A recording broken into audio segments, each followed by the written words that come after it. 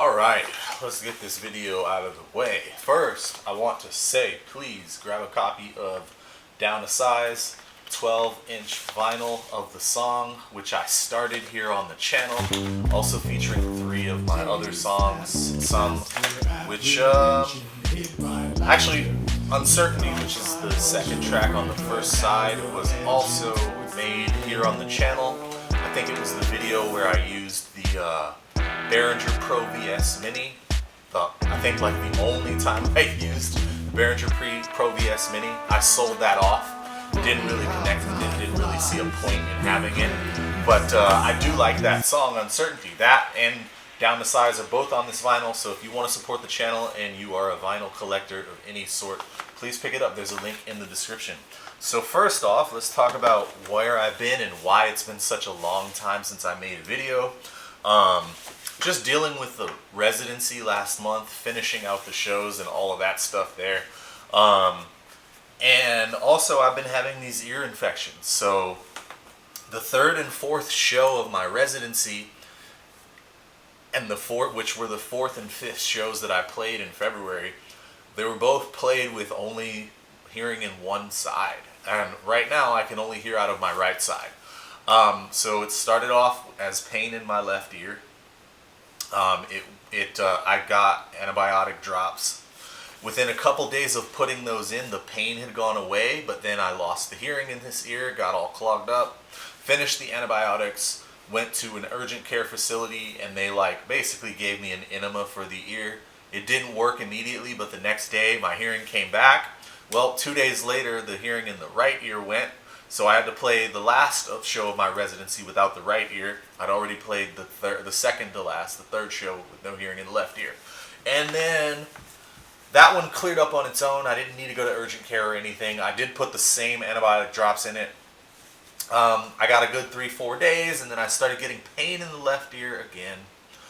And so yesterday I went to a doctor and I got prescribed oral antibiotics for it. So can't hear out of it right now. The pain, I've taken 2 rounds of the antibiotics, or two pills so far, and the pain has diminished already, so I'm hoping that this will finally knock it out. But that's why I haven't been making anything on this channel, because it's hard to make new music with only one ear, and you guys know I like to use effects like auto pan and really work with the stereo field, so that's kind of out of the question, not being able to hear out of one ear. And then it's just very frustrating being a very musical person, and I haven't even been listening to that much music. I've been playing guitar here and there just because it's just a pain. And then I've been doing some skateboarding, but even when I get the ear pain, I don't skate because I don't think that's good for it either. So I've just kind of been frustrated. But I do want to talk about the Ootone 40 from Orange. You guys may have watched my first video on this guy, and if you did, you know that I love it. Well, so let's get a few things out of the way. First off, my jazz chorus is fine. I actually played the final show of our residency with the jazz chorus. It turns out that it wasn't the amp that was broken, it was my Harley Benton MR Classic that I was playing. And the last show, I wanted to play that MR Classic, so I plugged that MR Classic into the Ootone 40, and I got the same crazy dead amp sound that I got out of the jazz chorus. And then I realized I'm an idiot, it's the guitar, not the amp, which is good because I love my jazz chorus. And so I played the jazz chorus the last show of our residency. However, upon hearing my jazz chorus, let's talk about a couple things. So my pedal board here, the way I have it set up when I play into the jazz chorus is, and this will get to a comment that I got on that Orange video, a very well-meaning guy who left a very thoughtful comment, and he was talking about how going out of this could into the jazz chorus could be why I damaged it, but that's not the case. First of all, when I go out of this, there is a line out that comes out of the Orange Terror Stamp. Hopefully you can see that there's a line out. So when I was going out of the Terror Stamp into the Ootone 40, I was coming out of that line out. And the reason that I was confident enough to do that in the first place is because in the original videos for the Terror Stamp, Adrian from Orange talked about how you could go out of this line out into the front of an amp and use it like an overdrive pedal. And I like the way that it sounds.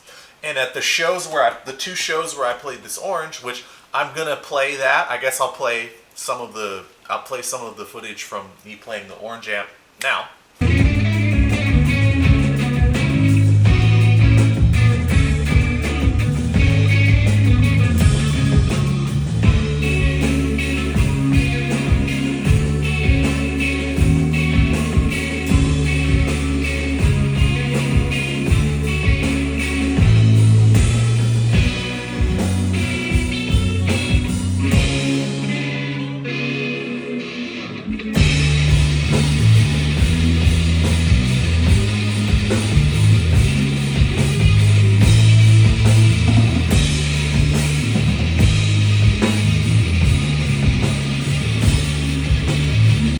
Now we're back.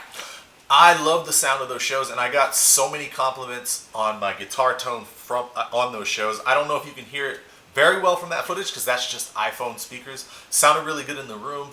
The sound guy loved it, and all the other bands loved it, and we ended up booking 2 other shows because of our residency because people liked the sound. So it sounded great in my opinion and independent of those people and those other people who booked us. But when I play into the jazz chorus, I like to go out of the stereo outputs of the line 6. So the only time that I go out of the Terror Stamp into the jazz chorus, I go out of the Terror Stamp's line out and not into the front end of the jazz chorus. I slave the jazz chorus's power section, and then I make use of its vibrato and chorus effects. But I've never gone into the front end of the jazz chorus with this pedal. I tried it once actually, and I didn't like the way that sounds. Whereas going out of this, is the line out of this into the Ootone 40. I love the way that sounds. Might not have translated well. The guy who left the comment, it was a very thoughtful comment. He's an electrical engineer, and I love the type of comment that he left. Like, I think if YouTube were full of more of that type of thoughtful commenting that's backed by his knowledge of guitar amplifiers and electrical engineering, or whatever field you happen to be in, I think YouTube would be a much better place. But the comment, what it was addressing, it wasn't my issue. It was my guitar. And so I guess now I'll play you footage from the last show where I used the jazz chorus.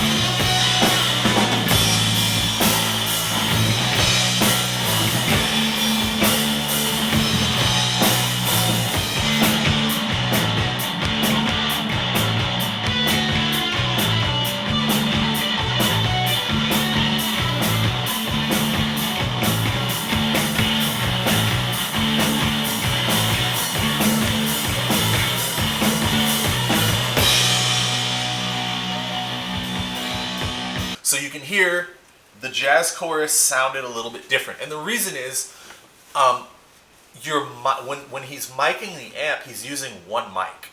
And for that second show, he mic'd the right speaker of the jazz chorus.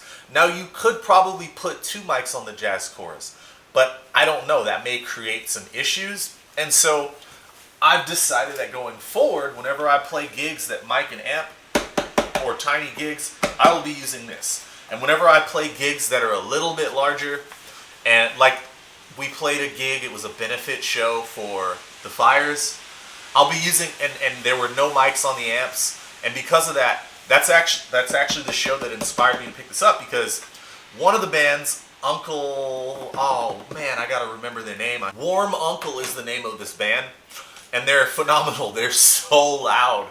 And he was using the Super Crush 100. Now the Super Crush 100 and the Ootone 40 use the same type of the same circuitry. Someone in a comment said that the Crush 35 RT and the Ootone 40 were the same. They're not the same. That's a much simpler structure, and it doesn't use the single-ended JFETs in place of the tubes. Like, this amp is basically, as far as the amp designer says, recreating the circuitry of some of Orange's tube amps. And I think it's like the Rock Reverb series. And this just uses single-ended JFETs in the place of where the vacuum tubes would be. Those Crush 35 RTs and Crush 35s, those don't use that. You have to go up to the Super Crush line. And then there was a version called the Crush Pro, but I think that used MOSFETs instead of JFETs. I'm not sure. It used something else instead of them. And when they updated to the Super Crush line, that's when they started using what's used in this. Very different. I've actually heard that amp. Actually, Gloria from Blue Wisteria, band who played with us on the 4th night, she uses one of those amps. She did not play it this time. She used my Jazz Chorus, but I played a gig with her in the past, and she was using the Crush 35 RT. Very different sound. Sounds a lot thinner and anemic compared to what's used in this. This, to me, sounds very similar to what you get from like a Princeton. So I'm going to play a little bit of this.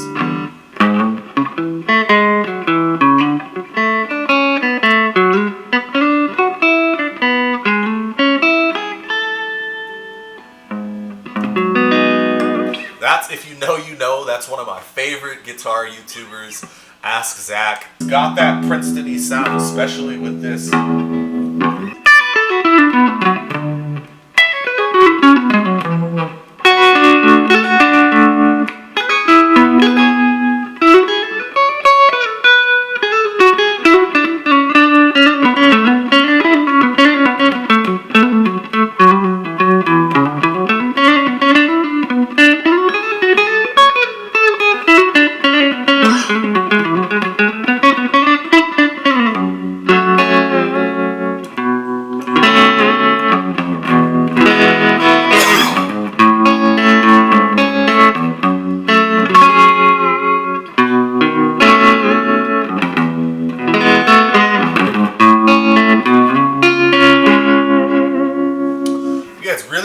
Princeton-y type sound, and I love it.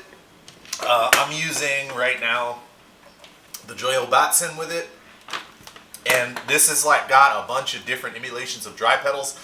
I'm using the Tube Screamer setting on it right now, the TS808 setting on it right now, just to push it a little bit. Without it, it's like this. So you gotta have to crank it up quite a bit. Yeah, this is just the amp, and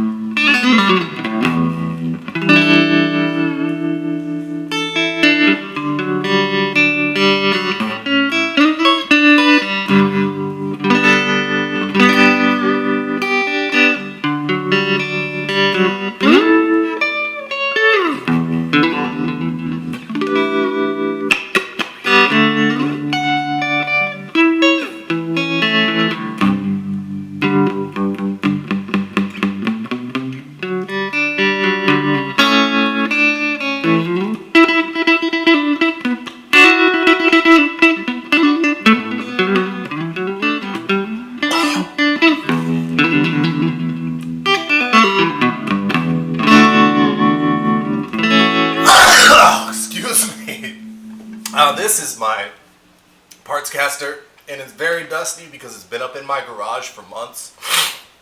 So I kind of have like a system with my guitars.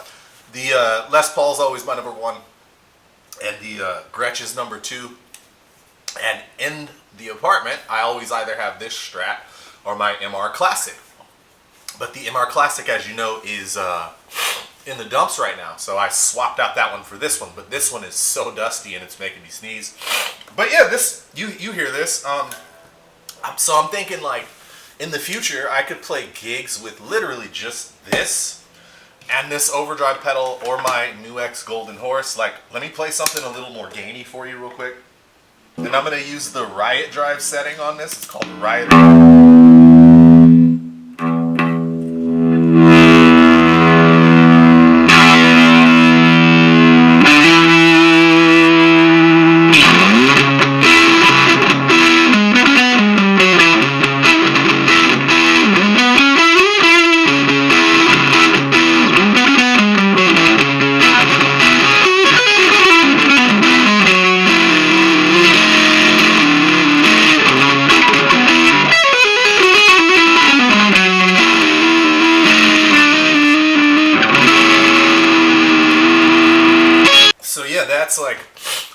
linear sound, and I just feel like this amp's really versatile.